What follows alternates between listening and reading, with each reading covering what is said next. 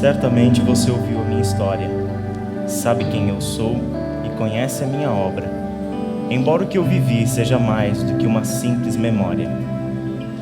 Eu sou a palavra que tudo suporta, a palavra que sempre se faz ouvir, seja na voz ou no silêncio, não importa. Eu sou aquele que trouxe o universo à existência. Tudo o que há foi por mim sonhado, planejado, criado. Eu sou a palavra que tudo sustenta, que dá a vida ao fôlego, que forma, transforma, alimenta. Eu sou o primeiro e o último, o soberano de toda a criação. Perante mim o universo se prostra, e os seres celestiais cobrem o rosto, em sinal de reverência e adoração. Mas de tudo isso eu abri mão. Decidi me lançar à sua sorte, experimentar a dor e a solidão, conhecer a vida que termina em morte. Quem eu sou está impresso na sua memória. Eu sou o Senhor sobre tudo o que há, mas sou também Jesus de Nazaré. Eu sou Cristo Jesus, aquele que habita em inacessível luz, e escolhi ser pregado em uma desprezível cruz. Eu sou o Senhor, o poderoso Redentor, que levei sobre mim toda a sua dor. Meu nome é Jesus, e esta é a minha história.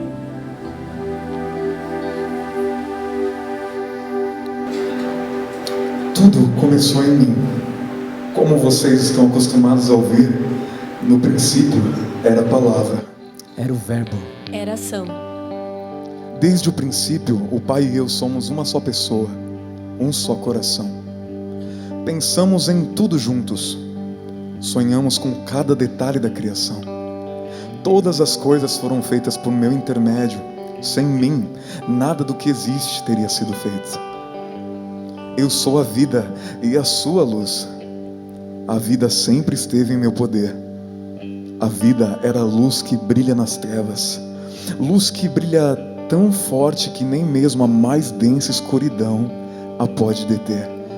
E eu, que sou a palavra, a vida e a luz, vim a este mundo que está perdido em meio a muitas vozes, sentenciado à morte e envolto em trevas.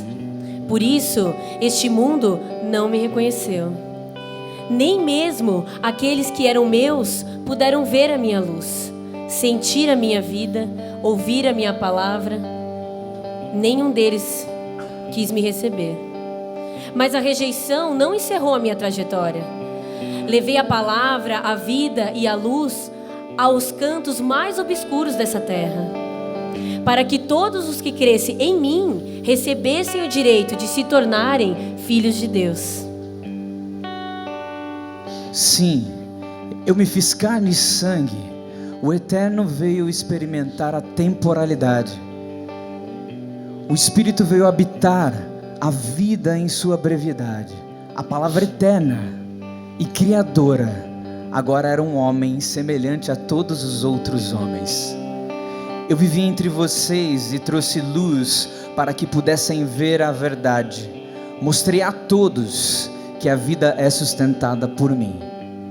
E cada respirar, cada pulsar do coração, cada amanhecer é fruto da minha maravilhosa e escandalosa graça. Por mais que vocês tenham imaginado, criado imagens e conceitos para o representar, ninguém jamais viu a Deus, o meu querido e amado Pai.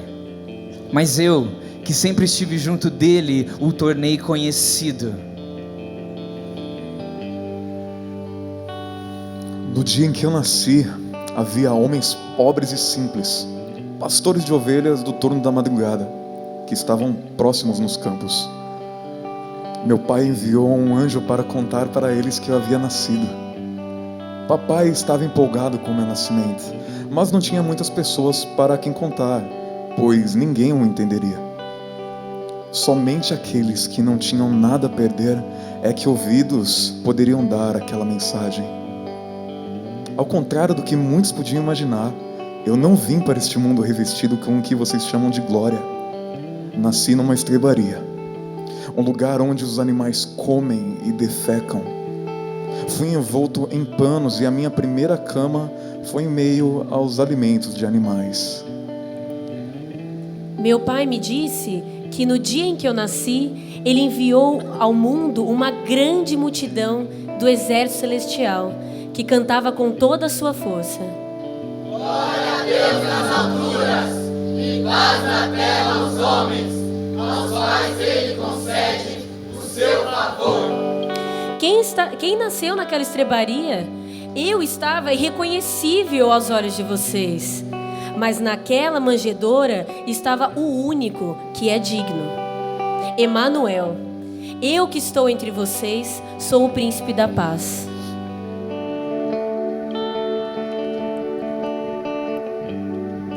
Há muito tempo, um dos profetas do meu pai anunciou ao povo que eu seria enviado ao mundo como um presente para vocês. Ele prometeu que eu assumiria o governo do mundo inteiro e seria chamado de maravilhoso conselheiro, Deus forte, Pai eterno, príncipe da paz. Acontece que quando eu vim a este mundo, não foi como um príncipe, muito pelo contrário.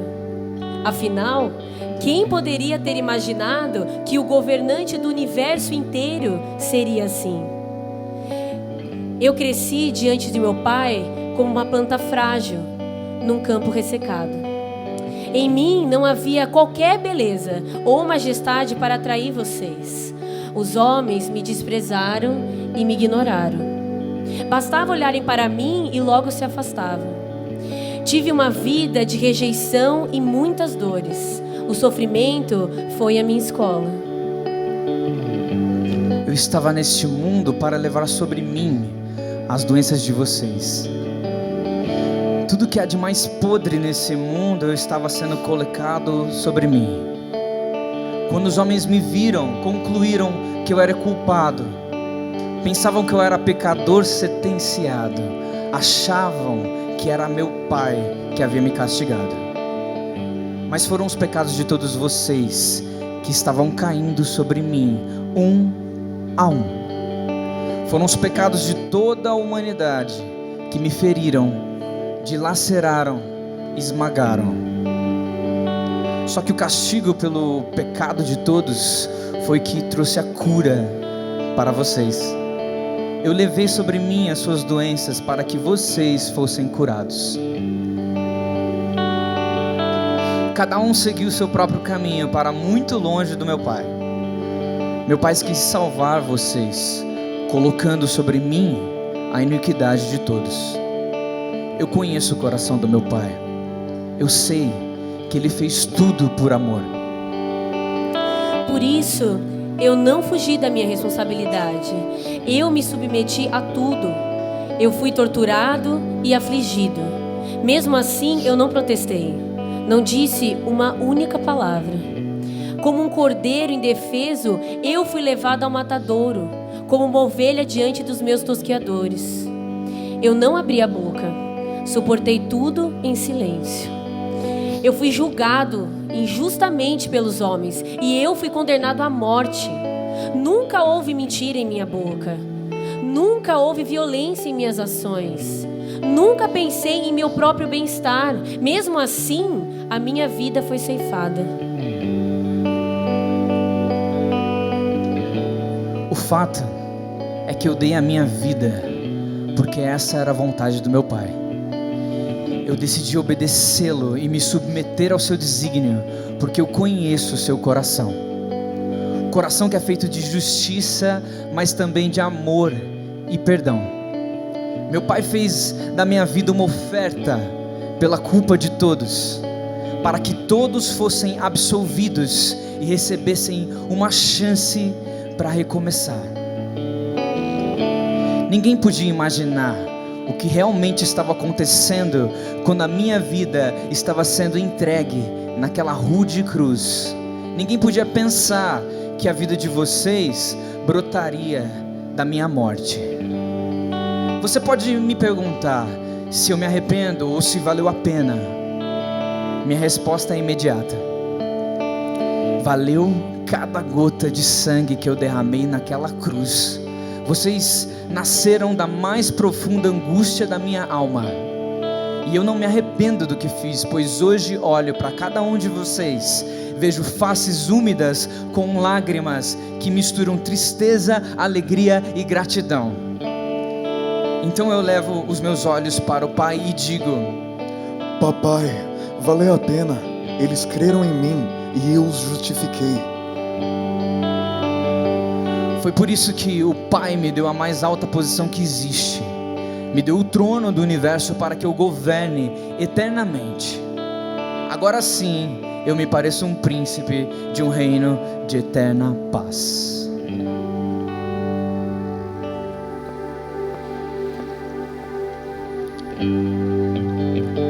Como eu disse para vocês, ninguém poderia imaginar o que realmente aconteceu quando eu fui assassinado naquela cruz.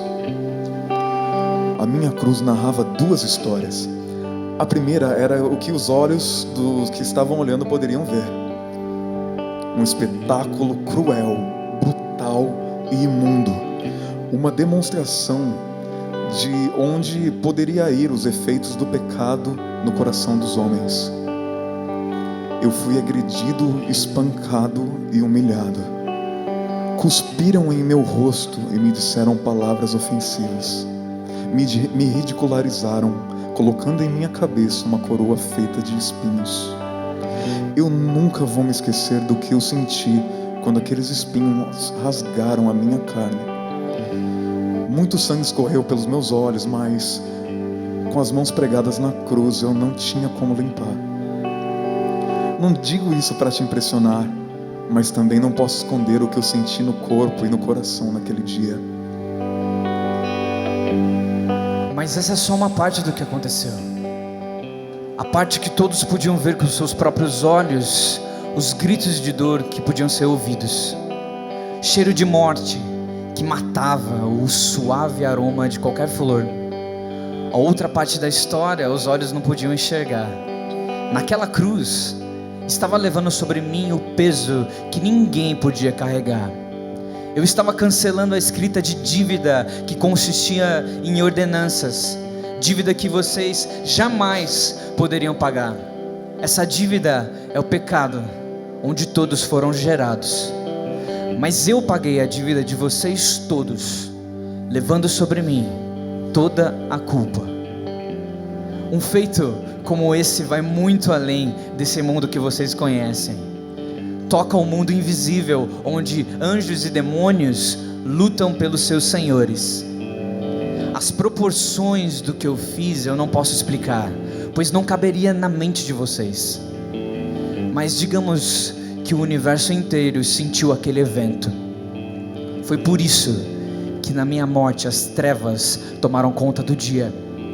A natureza se manifestou em protesto à morte do Filho de Deus. Se a desobediência de Adão distribuiu o pecado para todos os seres humanos, a minha obediência recolheu os pecados de todos os seres humanos. O pecado de Adão se alastrou pela humanidade, fazendo com que todos fossem sentenciados à morte. Mas em minha morte de cruz, eu atraí para mim o pecado de todos os seres humanos. Vocês não fazem ideia do que foi sentir sobre mim o pecado de todos.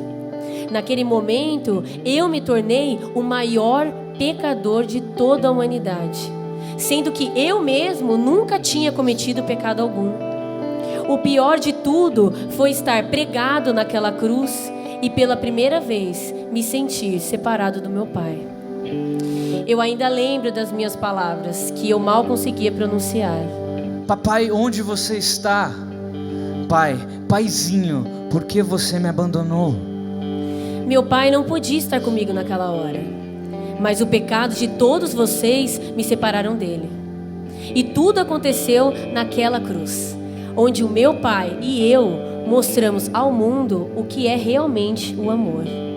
Nunca se esqueçam de que naquela cruz, naquela rude cruz, eu paguei o preço pela vida de vocês. Que aquela rude cruz era a minha mensagem de amor para todos.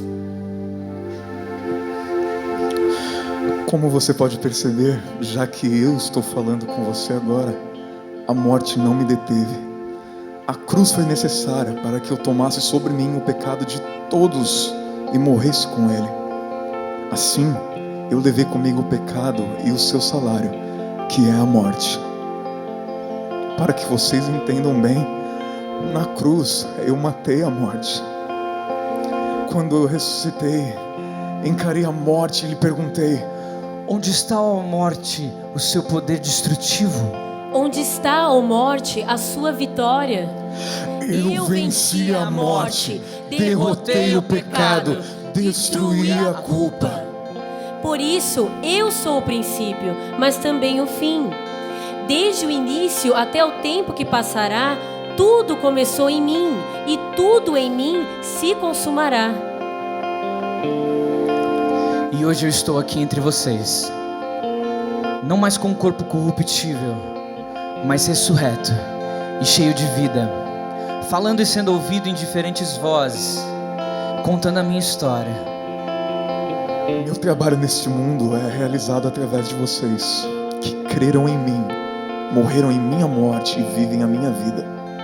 Faço de vocês minhas testemunhas que levam ao mundo a minha mensagem, que levam ao mundo de morte a minha vida.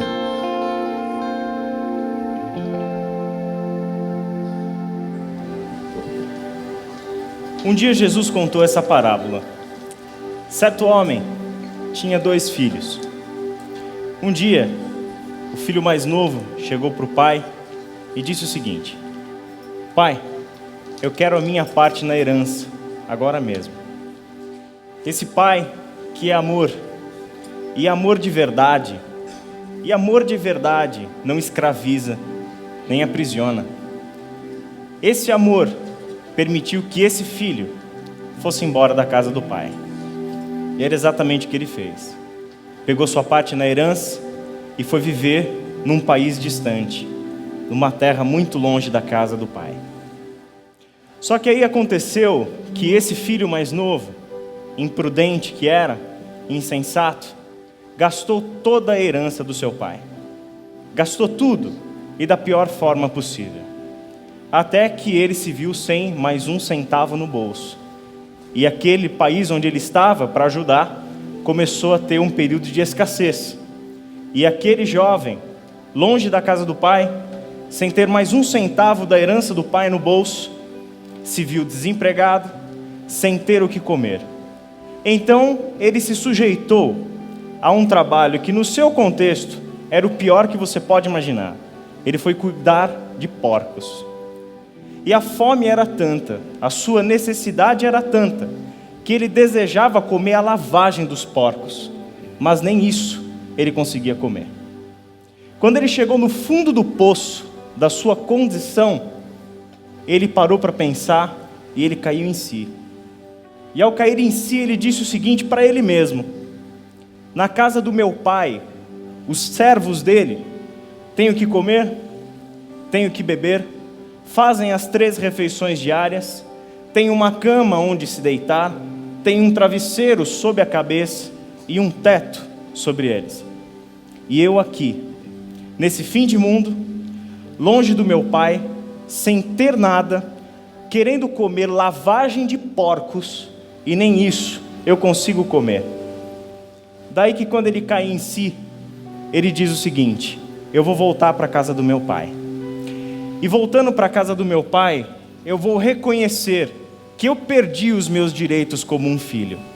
Eu abri mão de todos os meus direitos como um filho, quando eu disse para ele que eu queria a minha herança naquele exato momento.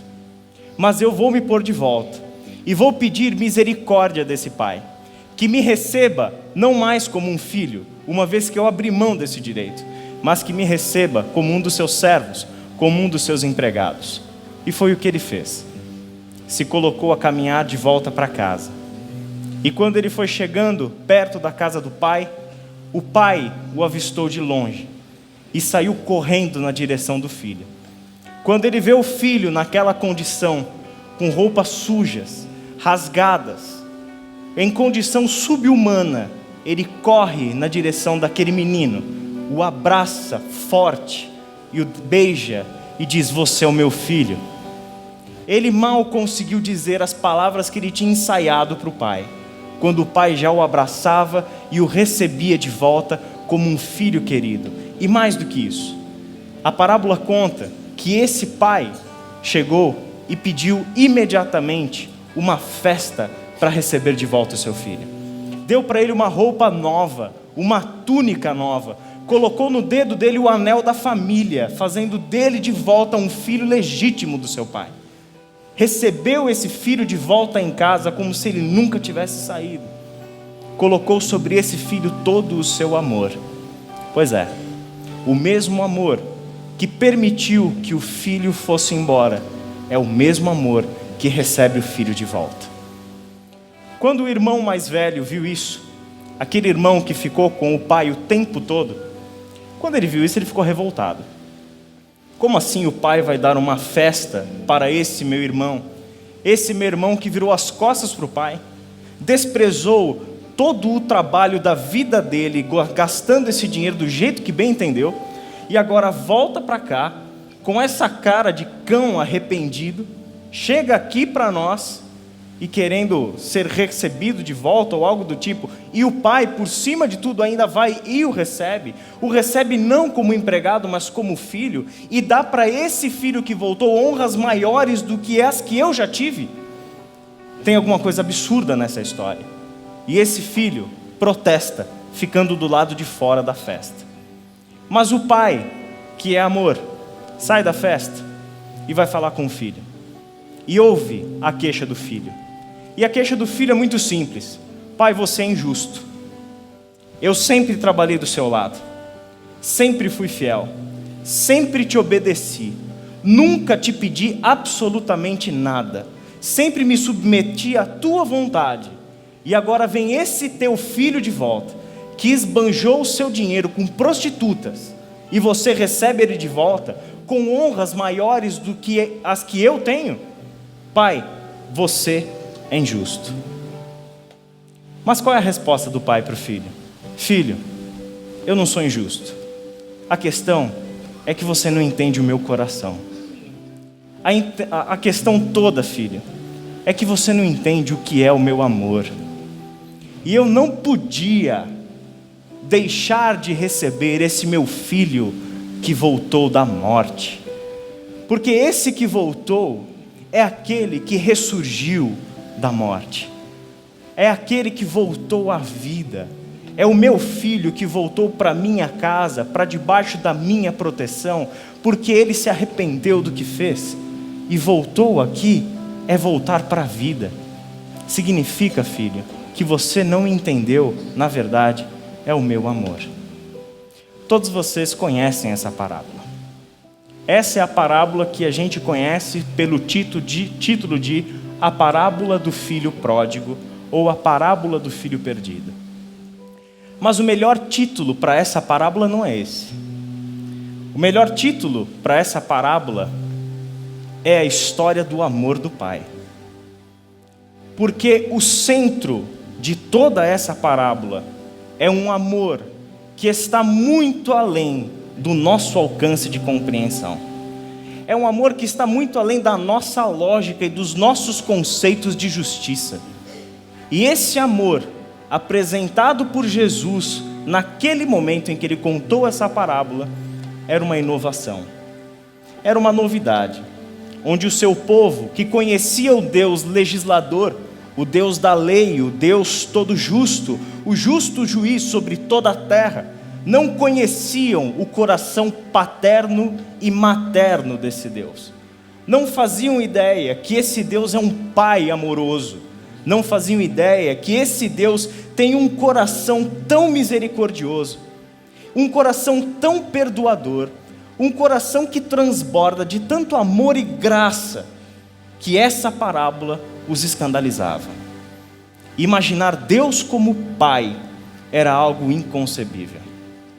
Mas até aqui seria muito legal pensar que essa parábola foram palavras de Jesus. Parábolas muito bonitas e subversivas demais para o contexto onde ele as proferiu. Mas quando pensamos que para que essa parábola fosse uma verdade, e fosse a minha história e a sua história, o homem que estava contando essa parábola iria dar a vida numa cruz, para que esse amor se tornasse algo mais concreto e apalpável do que você pode imaginar. O homem que contou essa parábola foi aquele que subiu àquela cruz, que entregou a vida naquela cruz, para que hoje você tivesse a vida dele, para que todos os filhos que querem voltar para a casa do Pai pudessem voltar para a casa do Pai. Ele deu a vida para que todos os filhos perdidos de seu pai, que desejassem, que caíssem em si e que percebessem a sua condição subhumana, tivessem acesso de novo a esse coração que transborda de amor desse Pai. Esse Jesus que contou essa parábola é aquele que deu a vida naquela cruz e pagou o preço do seu retorno para casa. Esse Jesus fez isso para que aqueles que colocassem nele a sua fé, para que crescem em Jesus, recebessem a nova vida, e em nova vida, ressurretos, voltassem para a casa do Pai. Jesus fez isso. E a maior prova de que tudo isso é verdade é o que a gente está para fazer aqui nessa noite. Hoje, nós estamos aqui para celebrar a morte e a ressurreição de Jesus, que é a sua morte, a minha morte, a nossa ressurreição. Estamos aqui para celebrar algo que Ele nos deu e que Ele deixou, a ceia, como um mandamento para nós, como uma ordenança para nós. Façam isso em memória de mim. Comam da minha carne e bebam do meu sangue, para que vocês nunca se esqueçam o preço que eu paguei naquela cruz, para que você retornasse para a casa do Pai. Nunca se esqueça do que me custou pagar naquela cruz o preço pelos seus pecados, o preço pela sua desobediência, o preço pela sua rebeldia. Não se esqueçam. Por isso Ele nos deu a sua carne e o seu sangue, como um memorial eterno daquilo que Ele fez por nós. E nessa noite, nós vamos comer da sua carne e beber do seu sangue. Comemos dessa carne e bebemos do seu sangue, anunciando a celebração do que um dia Ele fez por nós, mas também anunciando a nossa esperança, de que um dia a casa do Pai será muito mais do que o nosso próprio coração, mas o todo da nossa realidade. Um dia a casa do Pai será a única casa que existe, casa de onde você nunca mais desejará sair, a casa para onde você não terá outra para correr, porque você vai entender, ao fechar os seus olhos e abrir no futuro, você vai entender que aquela casa e naquela casa reina o amor que você sempre procurou, reina o amor que você sempre quis e que por tantas vezes procurou em tantos lugares, mas que naquela casa sempre esteve o amor perfeito. Jesus foi preso, condenado e levado para ser morto, e ninguém se importou com o que ia acontecer com ele. Jesus foi expulso do mundo, e sabe o que aconteceu? Na mesma hora, a escuridão tomou conta de toda a terra.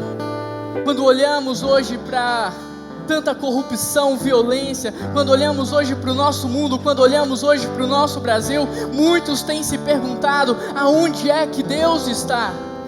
Onde está Deus? E eu respondo para vocês: nós expulsamos Jesus da sociedade, nós tiramos Jesus Cristo das escolas, nós arrancamos Jesus Cristo de dentro das nossas famílias e tiramos Jesus de dentro dos nossos corações.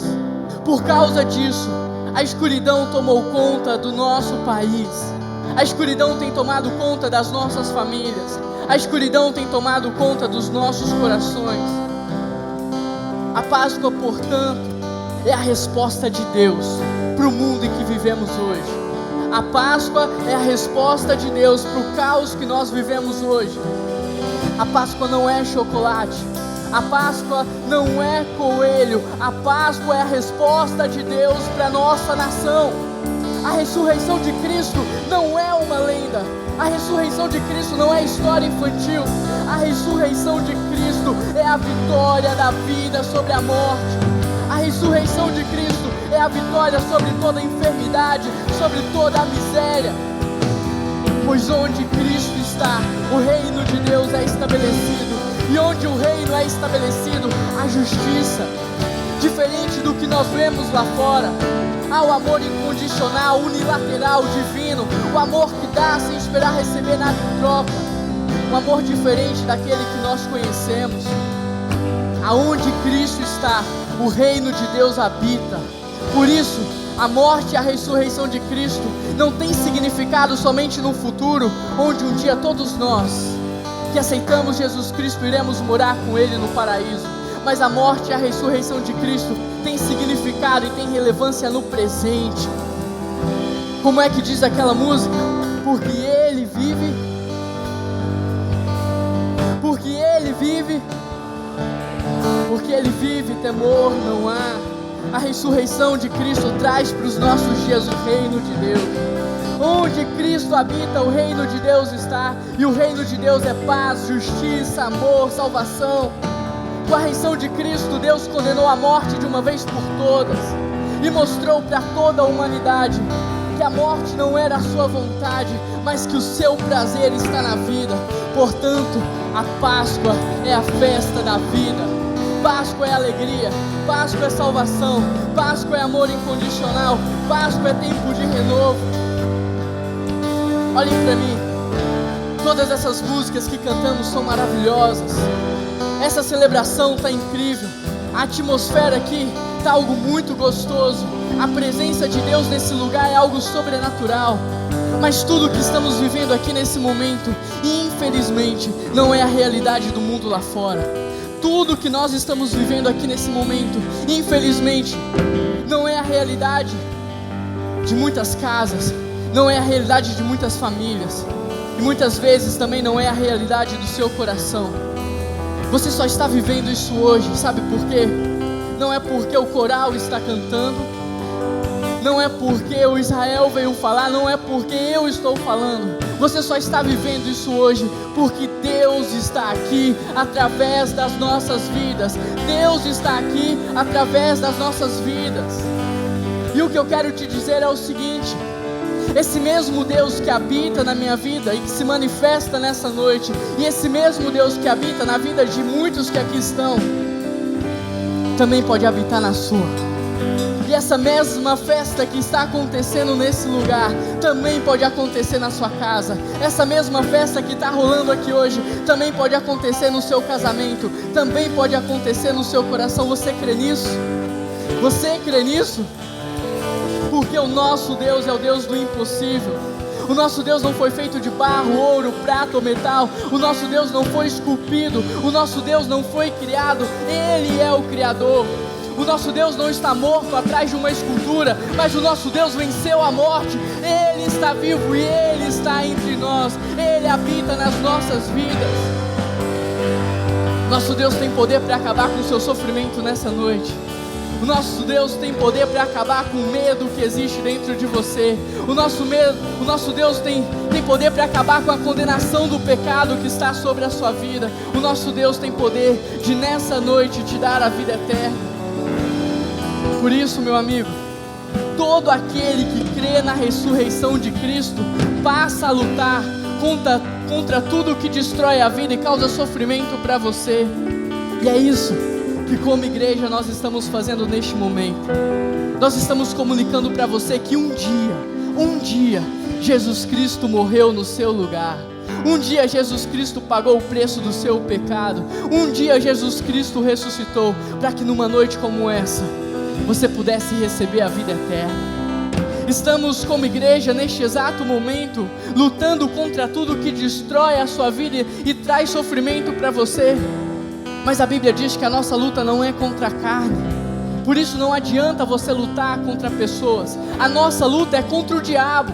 A nossa luta é contra Satanás. A nossa luta é contra os demônios. Por isso não adianta você lutar contra pessoas. Neste exato momento, toda a igreja, toda a Iba Viva está em espírito de oração por você, para que hoje tudo que o diabo esteja fazendo na sua vida, para destruir a sua vida, para destruir a sua família, caia por terra nessa noite. Toda a igreja diz: toda a Iba Viva está em espírito de oração por você, para que toda obra de macumbaria, para que toda maldição, para que toda inveja, tudo que Satanás possa estar fazendo na sua vida e na vida da sua família, caia por terra em nome de Jesus nessa noite. E toda a igreja diz: porque maior é o que está em nós do que o que está no mundo. E nós como igreja, como Iba Viva, estamos lutando por você, estamos batalhando espiritualmente por você nesse momento, para que hoje toda a cegueira espiritual caia por terra, para que o seu coração petrificado pelo pecado seja quebrantado pelo Espírito Santo, e que hoje você entenda o que Jesus Cristo fez por você naquela cruz, e que você não só entenda, como você se arrependa da vida que você tem levado, como você comece a confessar os seus pecados a Deus neste exato momento, e que você se entregue ao único e verdadeiro Deus. Nós somos uma família, nós somos uma família, nós somos a noiva de Cristo, e como igreja nós estamos te convidando, não a ser um crente quadrado, não a ser escravo da religião, mas como igreja, como noiva de Cristo, nós estamos lhe convidando a fazer parte da família de Deus. Por mais que para os teus pais você tenha sido um acidente, para Deus você não foi, porque antes de ter sido criado, Deus já sonhava com você. Antes de você estar na barriga da sua mãe, Deus já pensava em você. Antes de nascer, Deus já te amava. Por isso o que nós como igreja estamos fazendo é um convite: venha fazer parte da família de Deus. Faça parte da família de Deus. Queremos te convidar a receber Jesus Cristo como o Senhor e Salvador da sua vida, e Deus como teu Pai Supremo. Mas talvez nessa noite esta seja a sua primeira experiência com Deus. Por isso eu quero te dizer algo: permita-se viver esse momento. Deixe de lado o preconceito, deixe de lado os paradigmas, permita-se viver esse momento, deixe Deus se apresentar para você, experimente de um amor incondicional, experimente do perdão dele por você naquela cruz, deixe ele transformar a sua vida, deixe ele trazer cura, deixe ele fazer você nascer de novo, deixe ele fazer um milagre em você, deixe ele te salvar, deixa ele ser Deus. Deixa ele ser Deus. Mas talvez nessa noite aqui também há pessoas que já conheçam a Deus, pessoas que já caminham com Deus há algum tempo, mas que em determinado momento das suas vidas deixaram Deus de lado, deixaram Deus esquecido. Escuta, hoje Deus te chama, Ele te chama pelo seu nome. Não há impossíveis para o nosso Deus. Não há problema na sua vida que Ele não possa resolver. Não há feridas que Ele não possa sarar. Não há relacionamentos que Ele não possa restaurar. Não há doenças que o nosso Deus não cure. Não há pecado confessado que Ele não perdoe. E não há uma vida que se prostre, que se entregue diante dEle, que Ele não salve. Porque lembre-se, Ele morreu no seu lugar. Ele pagou o preço do teu pecado. E quando Ele ressuscitou para que numa noite como essa você pudesse receber a vida eterna.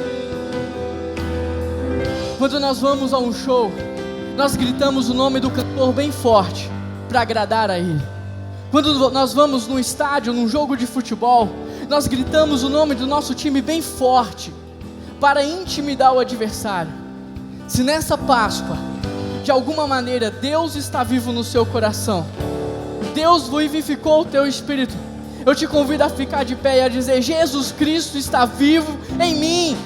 Diga bem alto, não com timidez, mas diga: Jesus Cristo está vivo em mim, porque porque quando nós dizemos isso, nós decretamos a vitória de Deus sobre a região das trevas, nós decretamos a vitória de Deus sobre a morte espiritual, nós decretamos a vitória de Deus sobre a condenação do pecado, e nós engrandecemos ao único que é digno de receber toda a honra, toda a adoração e todo o louvor.